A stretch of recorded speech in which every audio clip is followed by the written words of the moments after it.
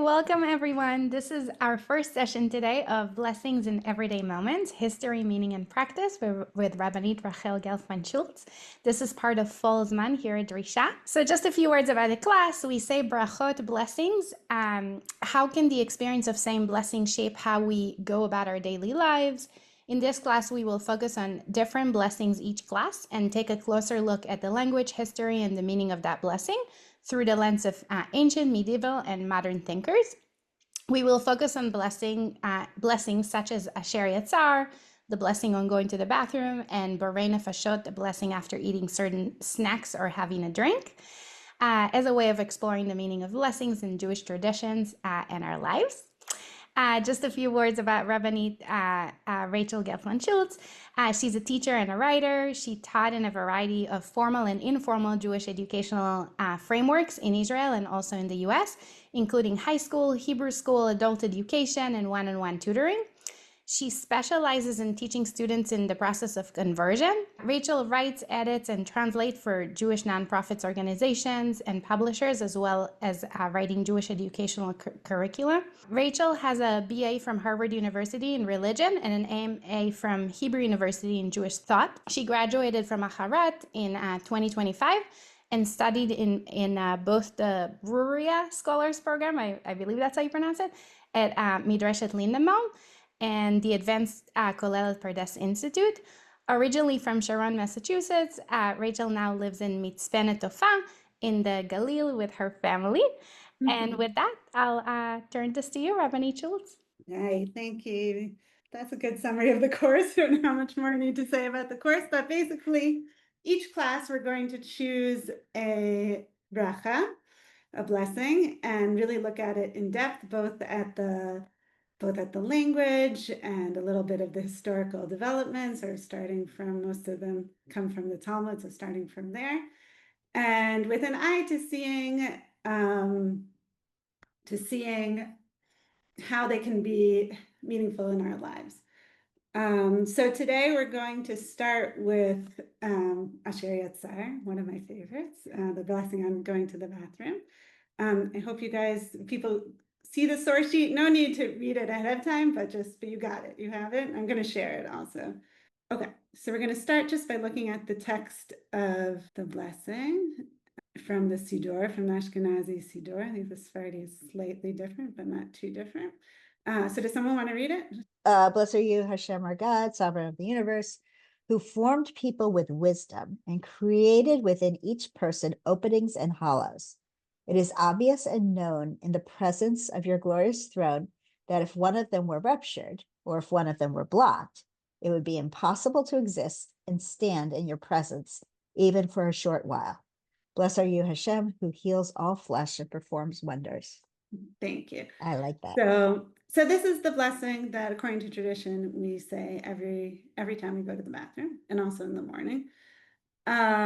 So just looking at this text, first of all, any questions that you have on this text, and second of all, like any thoughts to what's the meaning behind it? Why are we saying these words after going to the bathroom? Someone once told me that we want to separate ourselves from the wise upper half and the unclean lower half.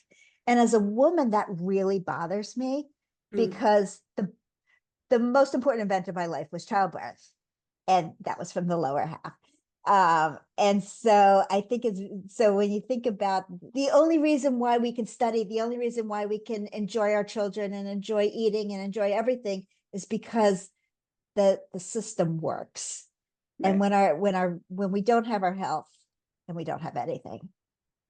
Yeah, I mean, it's interesting what you're saying. I mean, do you see evidence in the words about separating from the? I mean, I see evidence in the words more for the second, what you just said now about, if we don't have our health, we don't have anything. It's all because the system works that we have, that we have these blessings. We're thanking God for healing us. Mm-hmm. Yeah, that's a very interesting point. Yes. How do you read that? Who heals all flesh? We're going to get to it. In other words, how's that connected to going to the why? Also, an amazing example of childbirth, because of course that's and not meaning this wisdom, who formed people with wisdom and created within each person openings and hollows. So that's like an amazing example of the miracles of the openings that God gives us, right? That since we're all women in this group, that everyone, yeah. It just reminds me of when you get sick and you realize like something as simple as just swallowing when your throat hurts, it can be so painful and you forget what it felt like to just feel like normalcy and for everything to go kind of just according to plan. And so for something as simple as being able to use the restroom and doing something alone, you take for granted something like that. And so doing this blessing helps us appreciate like this is a gift. Every time we can do something like this alone, it's a gift and we need to be grateful for it. Exactly. Yeah. Beautiful. Yeah. Rabbanit, In Rachel, other did words, you- sometimes we don't even think about it until we're sick. And how amazing it is that our body works the way it does. And what a miracle it is. Yeah. Does with wisdom refer to people, God, or to people? As mentioned above, is a challenge for us to maintain Torah wisdom, along with awareness of our bodies, or is it Hashem made us with wisdom so that everything works, or both? Excellent question. Right. So that's sort of a follow-up from what Andrea said about having heard about it being a separation between the sort of upper halves and our lower halves, right? Is the wisdom talking about the wisdom of our bodies or the wisdom of our heads? Yeah, Naomi, go ahead. What I wanted to share, so yes, so my comment certainly was intended to kind of piggyback on or amplify or add to what Andrea said. But I also guess I just wanted to share a personal connection. I was reviewing the source sheets a little bit before, and I was almost brought to tears because I have a very recent, like just finished experience of very intensive caregiving. And it really brought home to me, I hope we're going to see a lot of different layers because there's watching someone who lived with tremendous dignity and beauty, and as the systems fail, the challenge of helping that person maintain dignity, of doing certain caregiving tasks in a way that allows both that person and me to maintain a spiritual, a sense of holiness and a sense of rightness. All of those things came to bear, as well as the gratitude for me being somebody who's for whom these functions work, thank God, and how when you get to a point where they don't, it's very hard to have any energy left for accessing spirituality or even relationships. So I lived it, and it just brought another level of meaning to what I hope we're going to learn today. Yeah, thanks so much for sharing. Yeah, also that's a really good point, how we experience this sort of this tension, I guess. Sometimes tension, maybe not tension, between like the dignity of living and some of the very difficult the experiences our bodies go through, but also how the caregiver, it's not only the person going through it and how they experience, but also the caregiver of the loved one, also like a very lived experience. And I hope we touch on it. Thank you. Thanks for sharing. Okay. Anyone else before we move on? Sure. Okay. All right. So in terms of where this blessing comes from, like I said, with each of the blessings, we're gonna try to sort of trace it back, and then sort of gain meaning from the different layers of the historical development. So one possibility, not sure if this is true, but one possibility is from the Targum Yonatan on Ezekiel. And Targum Yonatan, according to the Gemara, came from Yonatan ben Uziel, who was Hillel's student, so the time of the Mishnah. So not a lot, before the Gemara, but not, it's a few hundred years before the Gemara. So yeah, so does someone want to read the verse in Ezekiel? And also you can just jump in and read. Yeah. I'll read. Okay, go ahead. Linda, The say where word you're from. of God Say where you're came from, to- Linda. Oh, from Sharon. Good to see you, Linda. The word of God came to me. O mortal, intone a dirge over the king of Tsur, and say to him, thus said the sovereign God, you were the seal of perfection, full of wisdom and flawless in beauty. You were in Eden, the garden of God. Every precious stone was your adornment. Carnelian, chrysolite, and amethyst, beryl, lapis, lazuli, and jasper, sapphire, turquoise, and emerald, and gold, beautifully wrought for you. Mine for you, prepared the day you were created. Okay, thanks. So this does not obviously have too much, this, in the larger context, this is sort of a prophecy about the king of Tsur, who was tremendously sort of powerful and arrogant, being brought low. And this verse, though, is about sort of how wonderful he was before he was brought low, meaning, or how beautiful, right? And the verse, just looking at the sort of the literal translation, right? It's just about how amazing he is, right? Though there is this one word that is similar, unikavecha bach, v'yom haverecha konanu, mine for you, gold beautifully wrought for you, and mine for you, prepared for you the day you were created. So that would be the literal translation. But Targum Yonatan takes this nikavecha, right, which is the same word, by the way, as we have in, right, in the Asher Yatzar blessing of who created us, nikavim,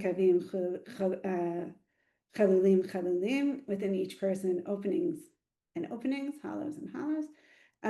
So he takes that and takes it in a different direction than the sort of literal meaning here. Does someone want to, or Lynn, do you want to just continue and read the Targum Yonatan? You are like a well-formed object, prepared with wisdom and decorous in its beauty. You were pampered with an abundance of good things and delicacies, as if you dwelled in Eden, the garden of God. All kinds of opulent and honorable wealth were given to you, all sorts of precious stones arranged on your clothing. Then your heart became haughty, but surely you did not look at your body that is made of hollow organs and openings. They are your necessities, without which it would be impossible for you to survive. They were prepared as part of you from the day you were created. Okay, so clearly this is a translation that is not really a translation, right? That is an interpretation, right? But his words really get to be more echoing the blessing, right? So first of all, in the beginning, he talks about prepared, you are like a well-formed object, prepared with wisdom, yitkan b'chuchmata, right? Just like we said that God creates us with wisdom. And then at the end, it says, but surely you did not look at your body that is made of hollow organs and openings. Ditaved chalalin unikavim, right? The same two words as we had before about the hollows and the openings.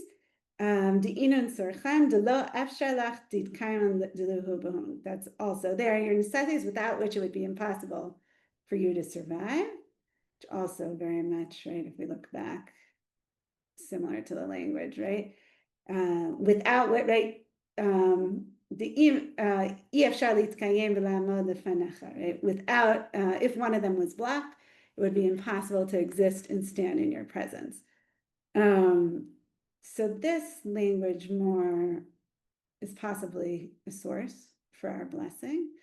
But what is, like, looking at it here in this context, like what's the message? And I know we don't know the whole Ezekiel, but what is it? But what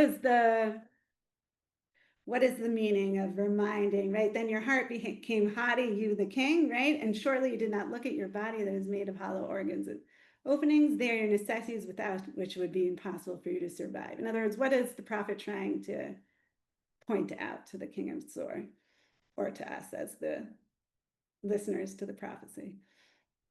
In other words, why is he telling him about his body with the hollow organs and the openings? Why is he bringing this up? According to she said that you shouldn't be hoardy. That if you think you created yourself, that you're not going to live forever.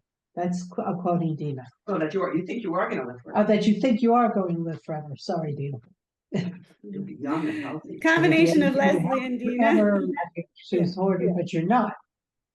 Right, exactly. In That's other Dina. words, what? Sorry. That's from Dina. Not from That's me. from Dina. Okay. Oh, Combination of Dina Dina and Leslie. Leslie. Thanks. Thanks. So exactly. So this is saying you might think you're so haughty, right? You might think you're so great, you're haughty, but really you're just like everybody else. You're immortal, right? As it said, I mean, that is in the original text, right? Oh, mortal, right? Ben Adam. I mean, the Hebrew is Ben Adam, but the English is even more strong. Oh, mortal.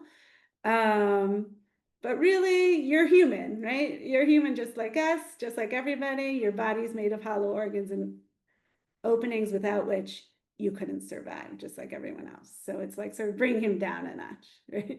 It's less about, like, if we think about it, like reading it back into the blessing, it's more like a reminder of our humanity and all the vulnerabilities that come with it. Yeah, did someone else want to say something? Add something? Oh. Okay. Right. Yes. Yeah, Naomi, go ahead. Oh. Just another thing that I think is contained in it is it's at the fundamental thing is God did this, that you may have all this wealth that you think is the important thing, but don't forget that the basic you was formed for you at your creation and is God's work. So. Right. In other words, the wealth, you might take credit for all this wealth and beauty and everything that you have, but like the base is that you were created by God like everyone else. And right. So but that's, which is also like a sign of maybe here humility. Yeah. That's like, okay. Excuse me? Hello? Yeah. Go ahead. Is there a reference to the hollowness and the holes and the openings in the original pasuk? Yes. See right here, it says, "Zahav malachet tufecha unikavecha bach." Ah, right. Okay. So, but it's, So I that's mean, this why- translation, it doesn't even really come out, right? It's I think they're trying to say mine for you. Yeah. Yeah, exactly. And he sort of takes that and goes in a totally different direction. I mean, this is clearly not the literal meaning of the verse. Yes, so he plays with that. Yeah. Yeah, exactly. He plays with that word. Yeah, thanks. Huh. Thank you for pointing that out. Okay. All right, so we're going to go on to, anyone else had something? We're going to go on to the next source. Before we get to where it actually appears in the Gemara, there's a very similar verse that is a very similar, not verse, a similar saying elsewhere in the Gemara, just a bit earlier in brakhot, which is also very interesting in terms of sort of understanding what we're trying to be saying in this blessing. So someone want to read the source 4 from the Gemara brakhot, Babylonian Talmud? Say one who was standing in prayer when he felt the need to sneeze, pass wind.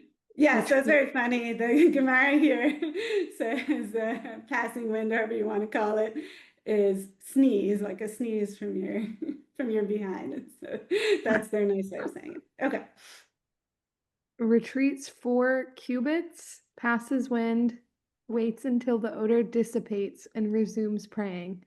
And he says, Master of the universe, you have formed us with many orifices and cavities. Our disgrace and shame in life are clear and evident before you, as is our destiny with maggots and worms. And he resumes his prayer from where he stopped. Thanks. So here, really, we're getting to very, very similar language, right? Yatzar tanu nekavim chalulim chalulim, right? Which is almost exactly like the blessing, right? Here it says yatzar here, and then created us with openings and hollows. And also galui v'yadua lifnei lefanecha, how are they say, sorry, and he says, they say are clear and evident before you. In other words, it's revealed before you. So here, but what's revealed before them in this blessing, in this statement, right? It says, our disgrace and shame in life are clear and evident before you. Whereas in our blessing, right, it says, it is obvious and known, again, the same, that if one of them were ruptured or one of them were blocked, it would be impossible to exist and stand in your presence. Okay. And then, of course, this with the addition, as is our destiny with maggots and worms. And then he goes back. So after taking a step back from the blessing or from the prayers, he says this statement and then goes back to praying. So, okay. So how would you characterize here? What is this statement sort of accomplishing? What is the person saying before? What does the person need to say before going back to prayer? What is he saying about his body? I think he's saying that even if it's normal, it could still be embarrassing or something that you're not proud of, as he talks about our disgrace and shame in life. And then metaphorically, you could talk about all the, your sins or whatever you've committed, and that to be extremely humble, that our destiny is with maggots and worms, but, we kind of have to balance that with feeling some sense of self-esteem at the same time, so that you can resume your prayer and still approach God in that way. Right. It's very interesting. He's saying, on the one hand, there's something disgraceful about what just happened, or undignified, right? Again, getting back to what Naomi was talking about, the sort of undignified parts of our bodies, which sort of reflects our humble destiny with maggots and worms, that we're all, like thinking about what we talked about in Ezekiel, about or in the Targum's interpretation of the Ezekiel verse, about the mortality, right? It's saying we all live in these human bodies that are eventually, that are eventually going to die. But yet I go back to, like Linda was saying, I'm saying this in order to go back to praying before you. So it's an interesting tension. Yeah, Naomi, what did you want to add? Yeah, this is this seems to me very different than up until now. We've really, the texts have been emphasizing that both things are beautiful, both things are created by God, and there doesn't seem to be a distinction between our bodies, which are offensive, and our spirituality, which is and this one really seems to go in a different direction, and more like what Andrea brought up at the beginning, that somehow we're expected to see our bodies as offensive, and they pick something that clearly is. So that distinction between, you can only pray or be spiritual when you aren't in the presence of these normal functions because they're dirty or offensive or something wrong with them, and that comes up here, and it hadn't in the text until now, I think. Yeah, definitely. Yeah, I was also thinking about that as a good point, the connection with what Andrea said, the idea of the sort of separation between our higher and our lower parts of our body, or ourselves, the sort of the dual nature of humanity. Yeah. See, I don't see this as offensive at all. I see this as, we all have gas in our digestive system. If we didn't, then we wouldn't be healthy, and we would have a bellyache, and we wouldn't be able to pray correctly. So I see this, and I'm very impressed. I've never read this before.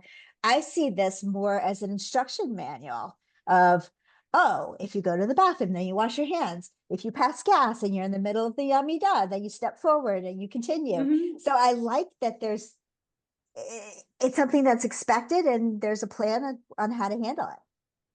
Yeah, well, like Linda was saying also, right? You go right back to somehow you pass gas, but then you come back to praying. There's no like, oh, I did this amazing thing and now I can't pray anymore. I'm still the same person and I still pray. So that's an excellent point. But how would you read the part about the disgrace and shame in life? Like, how would you understand that part? Oh, so if I want to bring up stuff that's uncomfortable, it reminds me of some of the hostages. And they talked about how they said the prayer and then they just ate the food and they knew that there were maggots and worms in it, but it was still food and they still ate it. And yeah, I don't know. That was my thought. Wow. Yeah. Wow. Yeah, it's a powerful connection. Yeah. Life also includes maggots and worms. Yeah. And yet we continue praying. And they continue praying. They did continue to pray. Absolutely. Yeah. Absolutely. All right. Okay. So now what I really want to focus on, we have half an hour left, but this is actually like sort of the heart of the shiur, is to look at the Gemara that the bracha comes from originally. And I think we can really learn a lot about the bracha from its context in the Gemara. So I'll just read first the Mishnah that it's on. One who enters a large city recites 2 prayers, one upon his entrance and one upon his exit. Then Azai says he recites 4 prayers, 2 upon his entrance and 2 upon his exit. He gives thanks for the past and cries out in prayer for the future. In other words, he does that twice, right? Both on entering the city, he gives thanks for the past and cries out in prayer for the future. And in leaving the city, he gives thanks for the past and cries out in prayer for the future. So that's the Mishnah. And then the Gemara, in its sort of associative way, brings a whole series of examples with a similar pattern. Okay?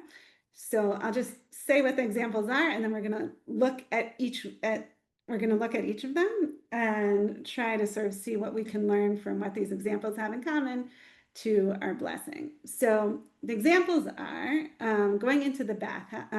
It's first this example, going into the city and going out of the city. And second, going into the bathhouse. Yeah, I'll go down to the English.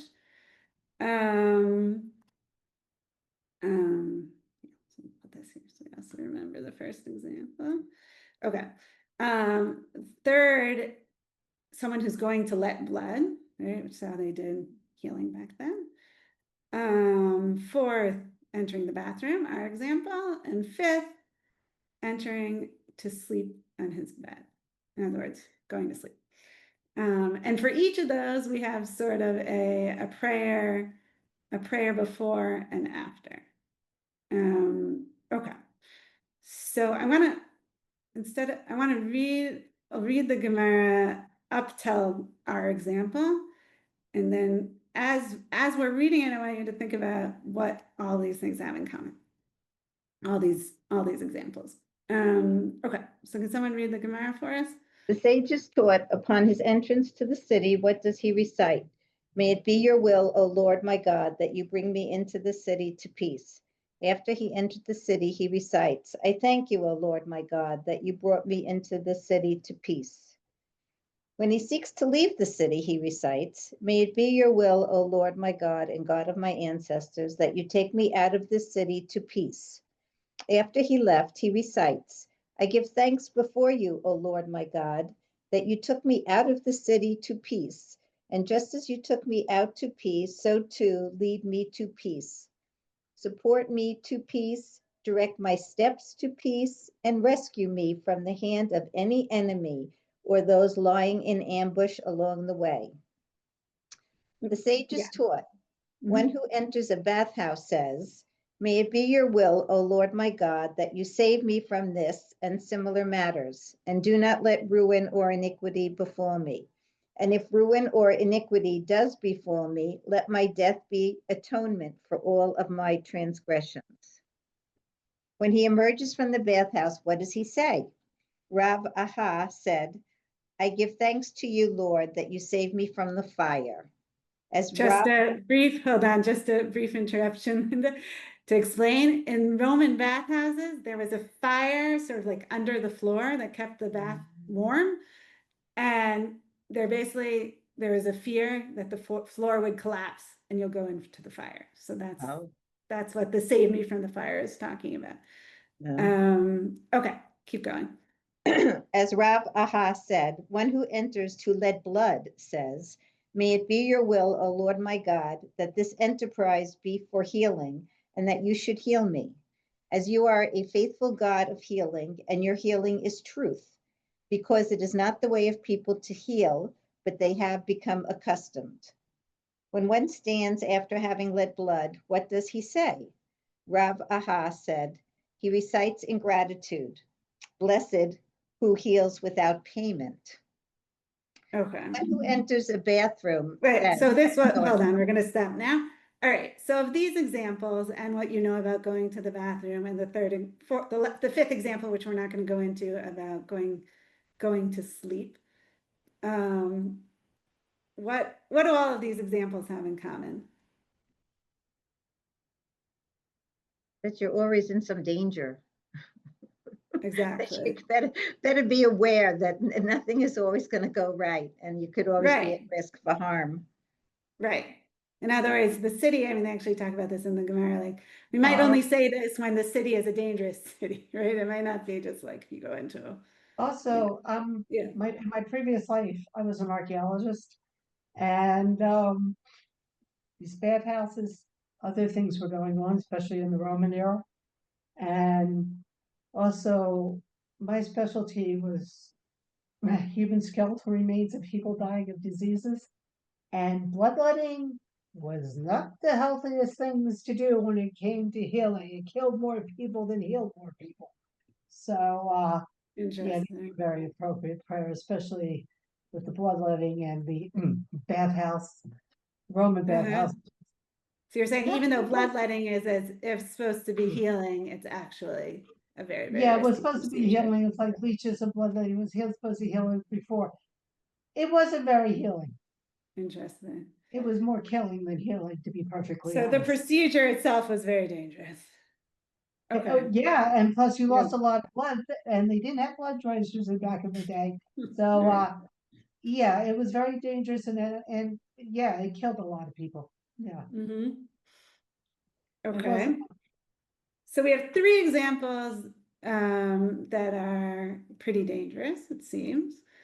And then we have also going to the bathroom and going to sleep. So how do you connect all of these?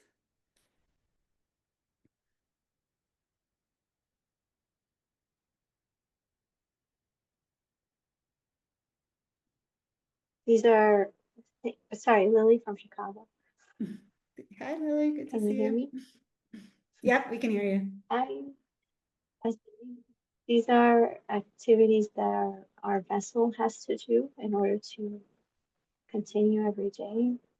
Release toxins, sleep to re-energize, but we have no control over this. And essentially, if we want our neshama to be able to continue to do its fault, we need to maintain the vessel and do what the vessel needs. So these are also, in addition, right, they're also just everyday activities that we need to do to take care of our bodies, right? And like Lily points out, in order for our souls, right, we need to take care of our bodies that hold our souls. And we need to do these things. So yes, right, the first few examples definitely have an element of danger. Interesting to see what you guys think about the last two examples, if they also have an element of danger. But they're also sort of everyday activities that we need to do to take care of our bodies, or we just need to do. I mean, going into a city, the last two we need to do to take care of our bodies, also letting blood, also the bathhouse. What? Bathhouses. The rich went to the bathhouses, but the poor and the everyday man couldn't afford to go to bathhouses. So that's not one that, so for some people it was a regular activity, for some it wasn't. Right. Traveling for many people is also an everyday activity. Right. I think bloodletting also, I think, was more for people who could afford a doctor to do it. Oh, really? Interesting. Pretty much, yeah. Which means probably in some cases the poor was probably better off. Mhm. Sure. But Yeah. death was fairly early in those days. Okay. So, and what about going to the vet? In terms of what the first three being dangerous, what about the last two? The last two have some element of danger also, or is the I didn't read it yet. Being in the bathroom? going to the bathroom and going to sleep, basically? Well, Which- everybody dug a hole or had an outhouse. I mean, you had an outhouse. Matter of fact, well, I know America, they actually had regulations and instructions, especially in the city, as to where you could dig your outhouse and where to bury. And I'm sure in the ancient times too.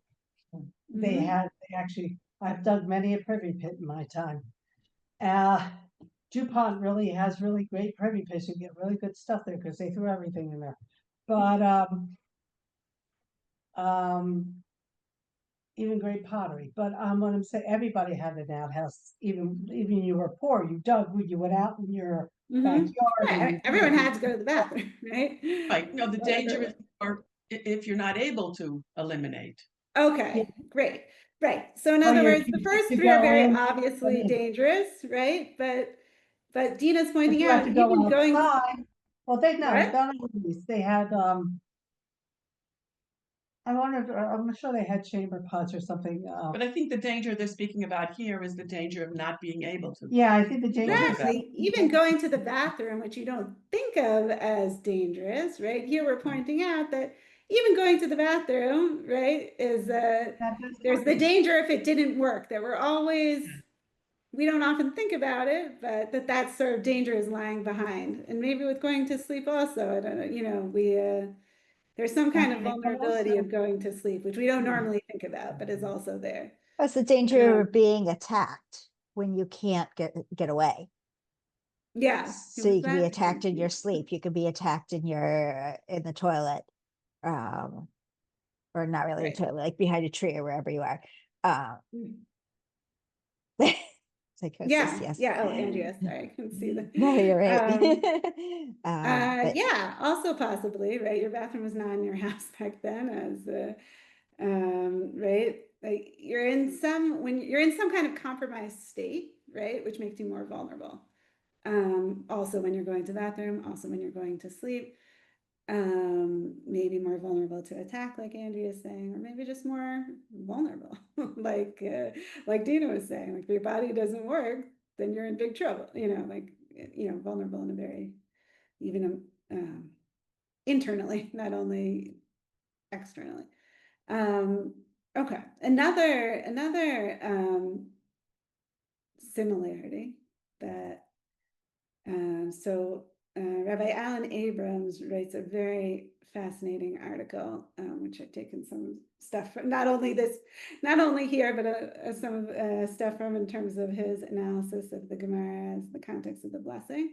So he talks about a different similarity between all of these, which is also sort of connected to what people have been saying. Someone want to read source 7?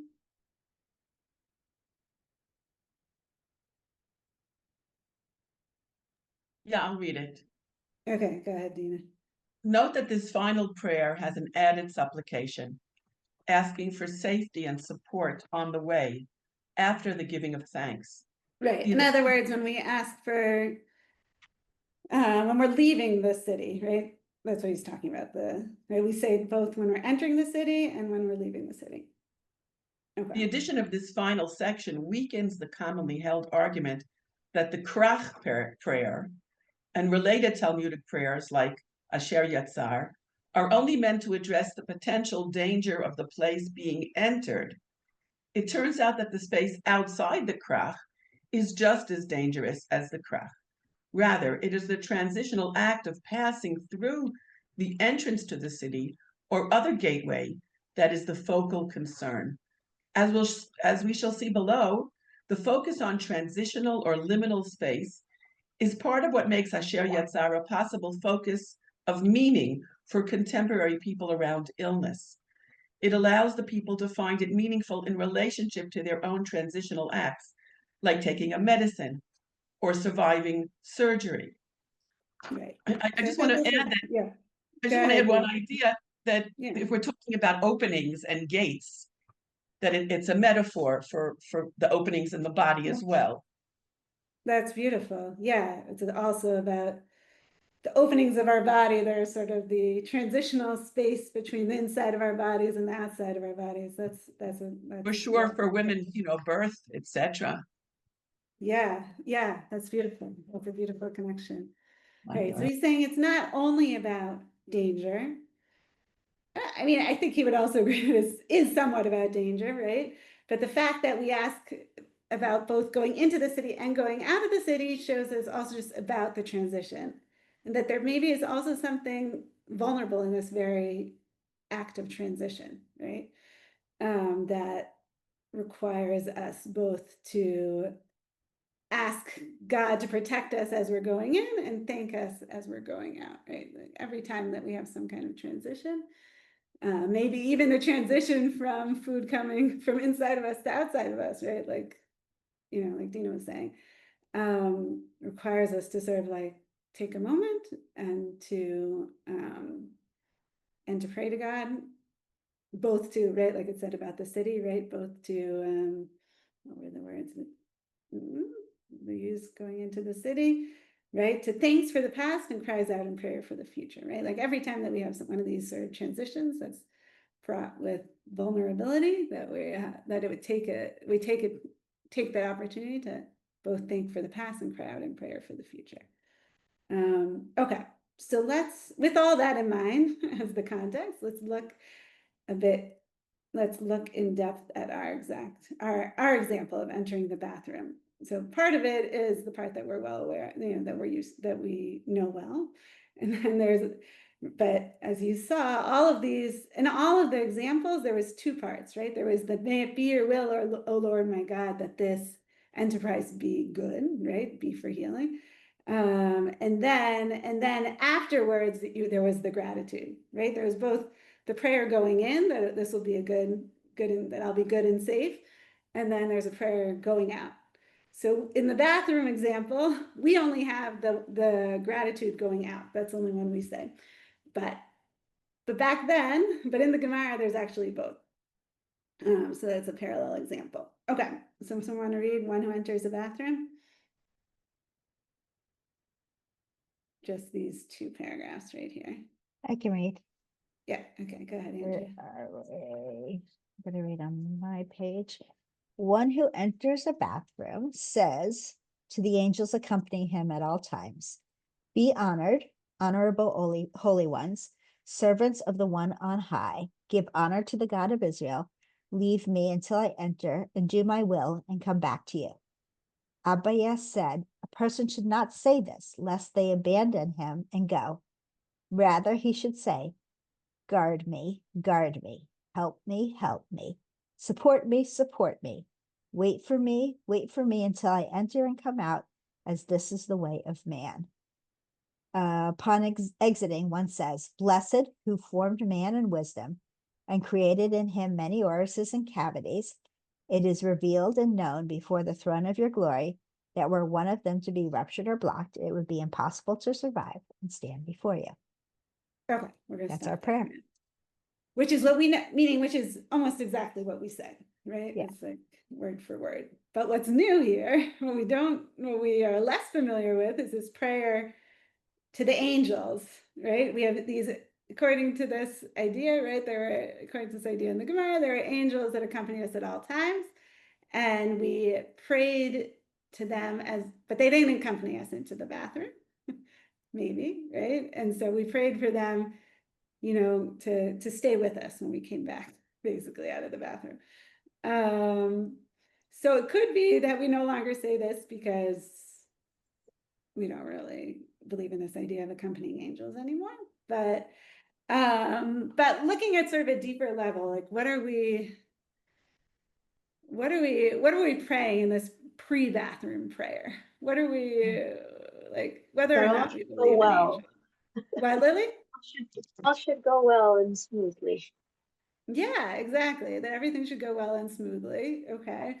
And why are And we like, what does it have to do with the angels? as poetry, I like the repetition, like the Shimruni, Shimruni, Izruni, Izruni. Yeah. And then we also say, where was it? Nikavim, Nikavim, Chalalim, Chalalim. It kind of just rolls Yeah. the music Yeah. of it. Yeah, definitely, for Yeah, sure. this one was confusing for me because, like you said a few minutes ago, I was under the impression that's why we're not supposed to talk in the restroom because we don't want them to accompany us in there because it wouldn't be the proper place for them. And, you know, it's the Yeah, bathroom. no, that's It's exactly waste. right. That's exactly right. We say it before we go in Mhm. because the angels don't come with us into the bathroom. Okay. There's something not angelic about the bathroom experience.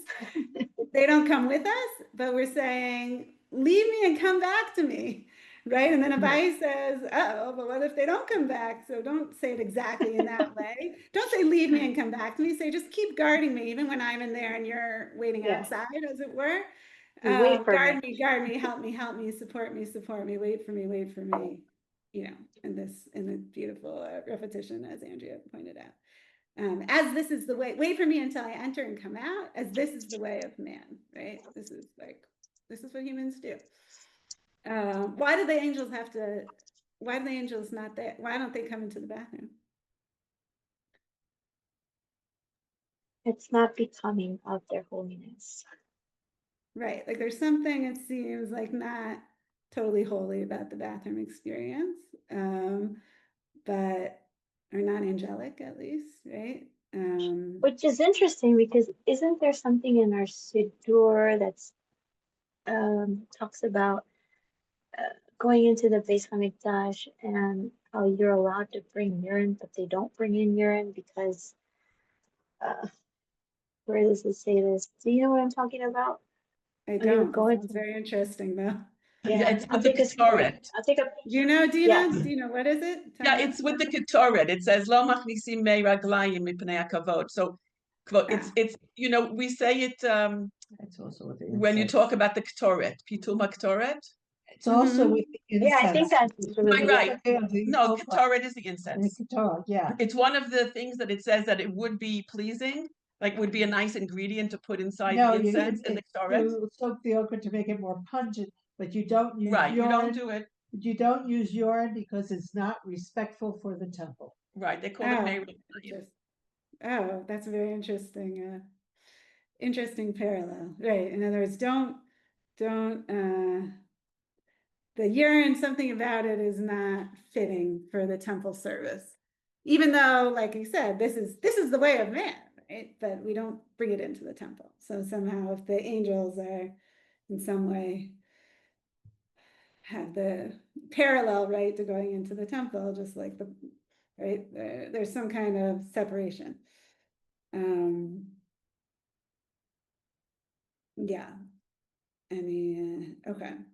So let's just, I think that, so this is another very interesting article by Rabbi Dan Ornstein, also quoted by, so he's like, well, what can we do? Like, we don't, many of us, maybe some of us don't believe in angels right now, but what can we, and maybe that's why we don't say this blessing anymore, but what can we sort of learn from it?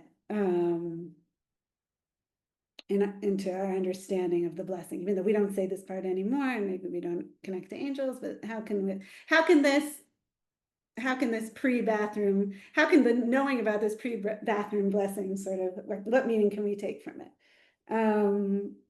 Yeah, someone want to read the, okay. One does not need to believe literally in the existence of accompanying angels to recognize that there are aspects of daily life, especially the decline of one's bodily functions and death, which at any moment can banish our sense of being fully human, our angelic dimension. This like really, for me, brings back, connects to what Naomi was talking about at the beginning of class in her caregiving experience, right? Each morning, we, our loved ones, and the people to whom we minister, awaken, hopefully healthy and refreshed with our bodies working well.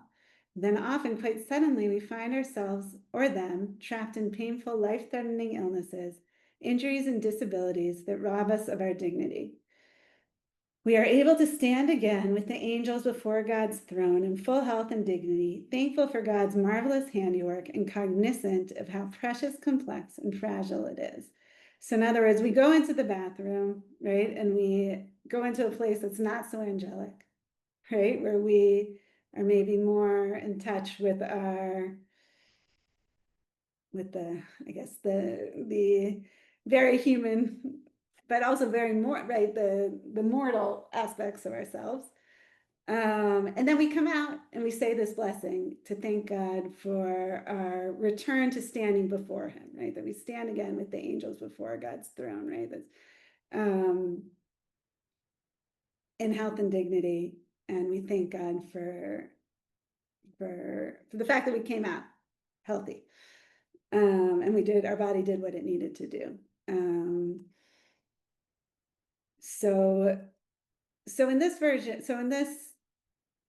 which I think is like the way a lot of us think about this blessing, right? We're thanking God for our bodies working well, and we're, recognizing that is not at all to be taken for granted. If you look at this source from Debbie Friedman, has a similar idea, right? That she talks about how she really she connected to this blessing when she became sick, and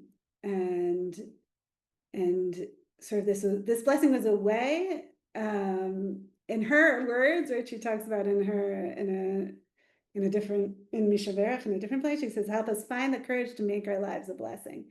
In other words, saying this blessing in a time when she was sick was a way of making her life a blessing. I had to find a world of hope and promise. And it was in the prayer in Asher Yatzar that first awakened me to the possibility of finding meaning in my life in the face of my newfound enemy, in other words, her illness. Sometimes it was impossible to stand before God and pray because so much was not working. But after some time, I came to see that what worked. And this too was a part of God's wisdom. And for this, I could be grateful. So Debbie Friedman, and also, I'm not going to read this, but this is also a very beautiful reflection in the blog about sort of the experience of your body not working, not being able to go to the bathroom, and then right, and then when his body functioning was restored and he could go to the bathroom, then he said this blessing with such meaning, right? He said, "When the cath was removed and I slowly and painfully made my way to the bathroom, was able to do what my body needed, I came out, washed my hands, and said that prayer with tears in my eyes and a tremor in my voice. My body was coming back to me." In other words, this blessing is a way of thanking God for the miracle of our body functioning. Okay, but we only have 2 more minutes, but I want to also sort of go another layer in the last 2 minutes. At the very end of the Gemara, which part that we did not read. Number 12. Yeah, well, not that yet, but just even we didn't finish the Gemara, right? The last paragraph was, how do we conclude this blessing? So Rav said, healer of the sick. Shmuel said, Rav has rendered everyone sick. In other words, why should we say healer of the sick? We're not all sick. Rather, one should say healer of all flesh to include everybody. Rav Sheshet says, no, we should end the blessing with who performs wondrous deeds. And Rav Papa says, okay, compromise. Therefore, let us say both. Healer of all flesh, who performs wondrous deeds. So, the last source that I wanted to look at. Rachael, do we have time if I can say something for a minute? Yeah, go ahead. Okay, I thought I would see it in your sources, but I remember once that there's only one place, I think, in the whole Tanakh where it says umafli la'asot. Do you know where that is? No. Oh, okay, this is going to be amazing then. I'm so glad that you don't realize that. When the wife of Manoach, when Shimshon is born, and they see that the angel goes up, and Manoach realizes that this was an angel. It says umafli lasot. They saw the angel going up to heaven. Umafli lasot. Wow. That's why I wanted you to read source 12, because the fact that an angel could come down in the form of body and look like a mortal person, but he's mixed in, but he's an angel, but in a body, connects Wow. the soul and the body.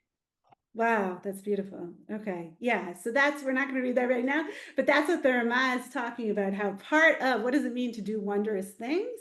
And this a bit also was what Lily was speaking about, right? It was the miracle that we have the spiritual within the physical, right? That we have the soul within the body, and God keeps them together, right? And that's what we're thanking God when we say does wondrous things. That's what the Ramah says on the Shulchan Aruch, which goes very well with the example that Dina gave from the Tanakh, and that's fascinating that that's the only place that it occurs. So thanks a lot for sharing that. And just to end up, so Rav Ezra Beck, who's a rabbi who writes on the Yeshivat Har Etzion's website. I just want to end with this because I think this is very interesting. So he's saying, his question is, why do we connect these two, this idea of healing all flesh and doing wondrous things? Like, how are these connected? So he says, so life is not a stable condition, able to run on its own. It is inherently precarious. Its very mode of operation is the source of its instability. This is what the blessing calls nekavim, nekavim, chalulim, chalulim, which the commentators explain refers to the opening and closing of orifices in order to eat, to void, and even to breathe. Life is by definition living on the edge. What makes this possible is that God is rofeh chol basar, or better yet, rofeh choli chol basar, which is another version of the blessing. He heals continuously the frailties of all flesh, the dynamic instability that we call life. In other words, it's not about God healing us from sickness, but it's like what he calls here, God's preventative medicine is not about providing vitamins, but about maintaining a continuous stream of life, a balance of change and of renewal. Because of this, when we use the double formulation of Rofeh chol basar mafli la'asot, when juxtaposed with Rofeh chol basar mafli la'asot, does not mean who created everything perfectly without need for correction, but the opposite. Wondrously made man as a delicately balanced, dynamic process, which requires the constant presence of God's finger to keep it running smoothly. In other words, what we're doing in this blessing, which I think is beautiful, and I'm going to end with this, and we're going to come back to it in talking about the other blessings, is the idea that we're thanking God for creating us sort of vulnerable and imperfect, and creating us in a way that we're dependent on God, right? That we're not perfect. Our bodies don't work perfectly. And therefore we're constantly dependent on God, and that's what we're thanking God for in this blessing. So we'll come back to that. But thank you all so much for joining, and we will continue talking about these ideas in the next couple of classes. Thank you so much, Thank you. Rabbanit Schultz, and thank you Thank to all the you. participants who joined us today and are part of our learning community. Just a reminder that we have more full Zman classes this week. You can find information and sign up for any class at drisha.org/classes. Thank you again, Rabbanit Schultz, and thanks again, everyone who joined us today. Lehitraot.